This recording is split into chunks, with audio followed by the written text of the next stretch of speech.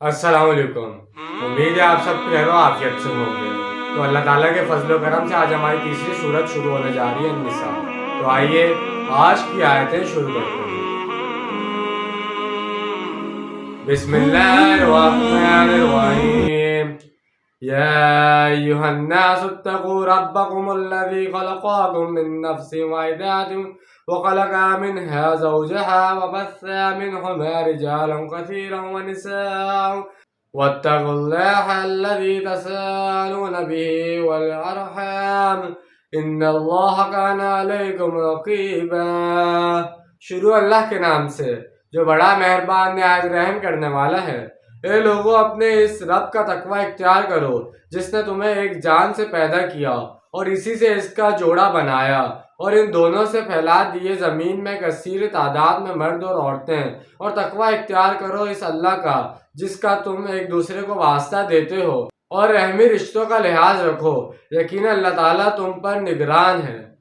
देखिए, माशरती मसाइल के ज़मन में गुफ्तगू इस बुनियादी बात से शुरू की गई है कि अपने खालिक व मालिक का तकवा इख्तियार करो। यहाँ नोट कीजिए, यहाँ अल्फाज नहीं है कि इससे तुम्हें आदम से पैदा किया और इसी आदम से इसका जोड़ा बनाया, बल्कि एक जान का लफ्ज़ है। गोया इससे ये भी मुराद हो सकती है कि ऐन आदम अलैहिस्सलाम ही से इनका जोड़ा बनाया गया, जैसा कि बाज़ रवायात से भी इशारा मिलता है। और ये भी मुराद हो सकती है कि आदम की नूह से इनका जोड़ा बनाया गया, जैसा कि बाद मुफस्सिरीन का ख्याल है, इसलिए कि नूह एक है, जनीस दो हैं। इंसान नूह एक है, लेकिन इसके अंदर ही जिससे जो जिनसी तफरीक हुई है, इसके हवाले से इसका जोड़ा बनाया गया।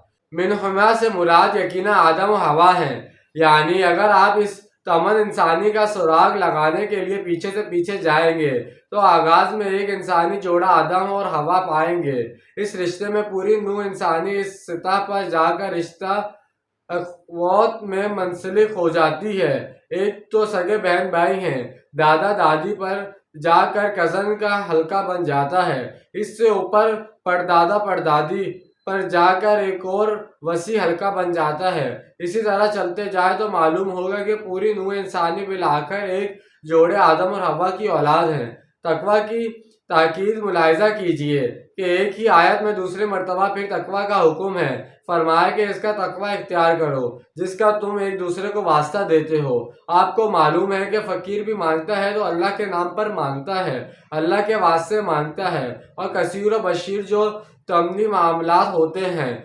इनमें भी अल्लाह का वास्ता दिया जाता है। घरेलू झगड़ों को जब निपटाया जाता है तो आखिरकार कहना पड़ता है कि अल्लाह का नाम मानो और अपनी इस जिद से बाज आ जाओ। तो जहाँ आखिरी अपील अल्लाह ही के हवाले से करनी है, तो अगर इसका तकवा इख्तियार करो तो ये झगड़े हों ही नहीं। इसने इस माशरे के मुख्तलिफ तबकात के हकूक मुअय्यन कर दिए हैं, मसलन मर्द औरत के हकूक, रब्बुल माल और आमिल के हकूक, फ़र्द और इज्तमात के हकूक वगैरह। अगर अल्लाह के अहकाम की पैरवी की जाए और इसके आयद करदा हकूक और फ़राइज़ की पाबंदी की जाए तो झगड़ा नहीं होगा।